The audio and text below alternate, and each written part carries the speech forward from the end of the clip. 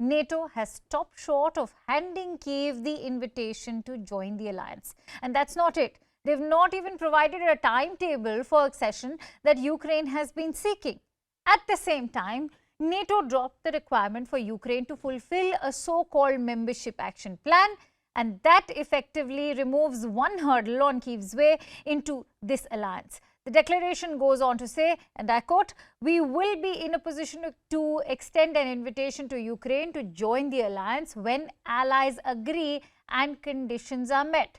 While leaders did not specify what these conditions are, Ukraine needs to meet. They said the alliance would help Kyiv to make progress on military interoperability as well as on additional democratic and security sector reforms. The Ukrainian President Volodymyr Zelenskyy has reacted on these developments, though in a softened tone.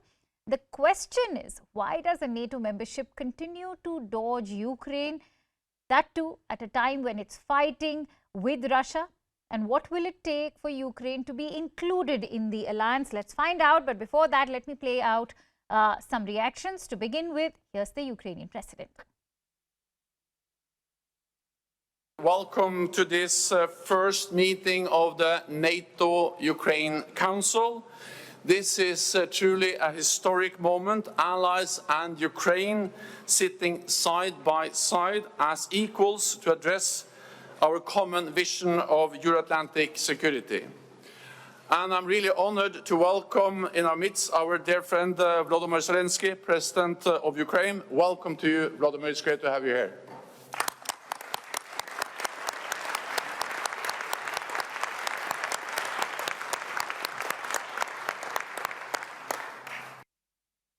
We must ensure that when this war ends, there are credible arrangements in place for Ukraine's security, so that history does not repeat itself.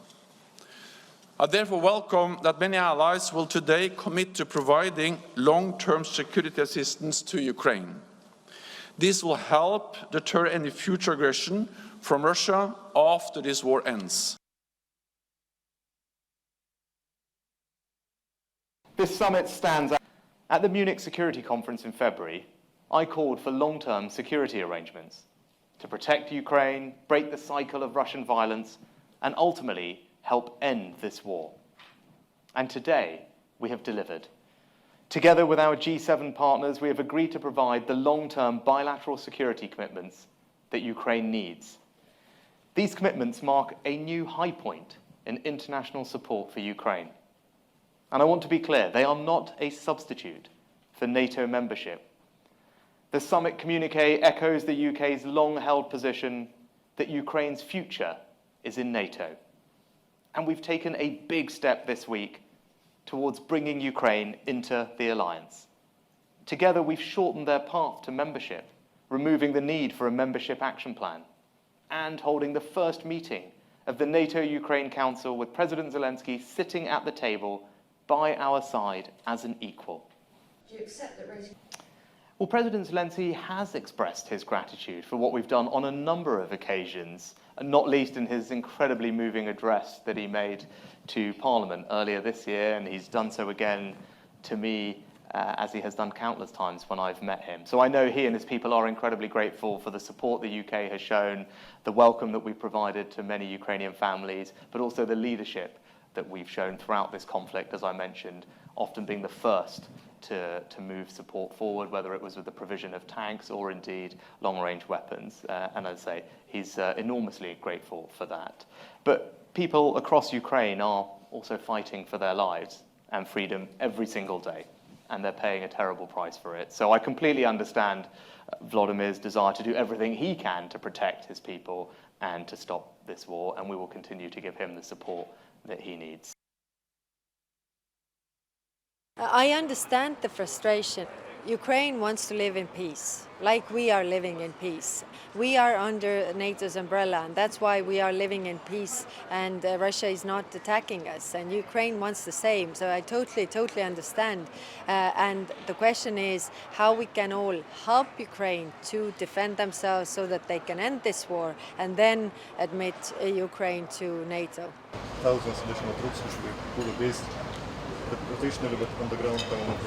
This was the agreement that we reached. What is important is that I see that all the big allies are behind those words, and that's why the debate was so heated, because nobody wants to give empty words and promises that we can't keep.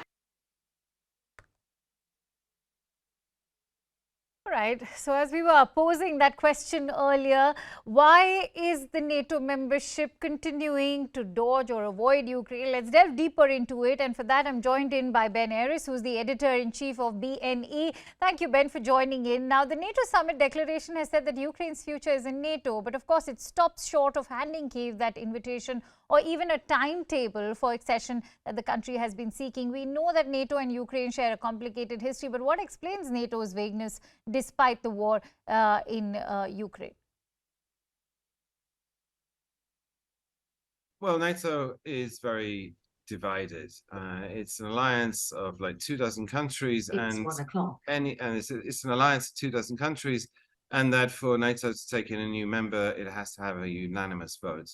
And within NATO, there are some countries, such as the Baltic states, Poland, Portugal, who are very keen to see Ukraine join NATO, whereas there are other countries, Germany stands out, Hungary in particular, who are much less keen, who are actually very nervous about seeing Ukraine brought into NATO because of the prospects of then getting dragged into the Third World War. And there's technical problems too. I mean, Ukraine is at war, and so if it joined NATO tomorrow, then that would trigger Article 5 on the first day, and then you have Third World War immediately. So obviously it can't be done now. However, when there's a ceasefire, peace talks, then possibility comes up of adding Ukraine. But then there are other technical problems, like in theory, you're not allowed to join NATO if you have a disputed border. And of course, Crimea has been captured by the Russians, whatever it was, 6, 7 years ago. And at the same time, Donbass, the land bridge, these are also disputed borders. And again, those things trigger Article 5, which again starts Third World War. And the objection of many countries is that it's just too dangerous. They don't want to see it in. Whereas countries like the Baltic states and Poland, who are afraid of being invaded by Russia and are now protected from that threat because they're NATO members, think that that protection, that security should be extended to Ukraine, because obviously it's the victim of an invasion. And by having it in NATO, that threat would disappear, so the argument goes. So what we've had in the summits is two sides arguing with each other without finding any compromise, because there is really no middle ground.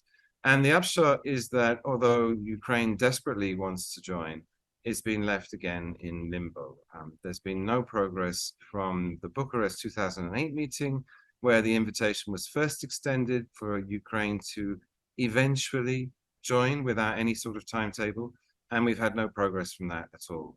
Again, they've been promised, they've been told that they should be part of NATO, but no timetable has been offered, no details of what they need to do. All right, Ben, at a time when Ukrainian troops are struggling to make significant gains in a counter-offensive against Russian forces, would such uncertainty over Ukraine's NATO membership be interpreted by Russia as a weakness? Absolutely. I think the issue here is the war's been going on and Ukraine is being totally supplied by the Western allies at great costs, tens of billions of dollars.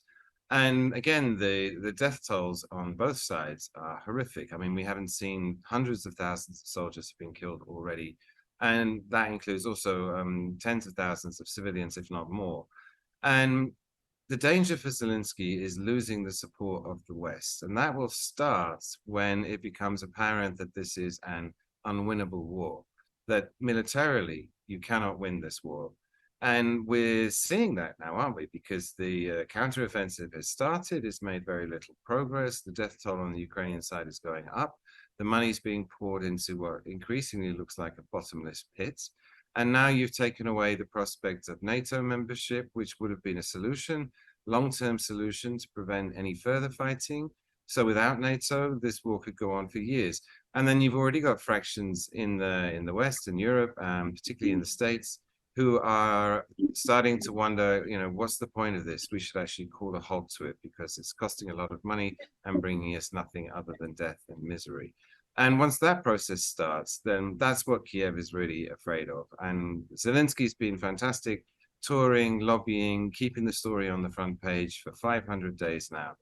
But this is a real setback. I mean, he can't afford to see the support of the West falter.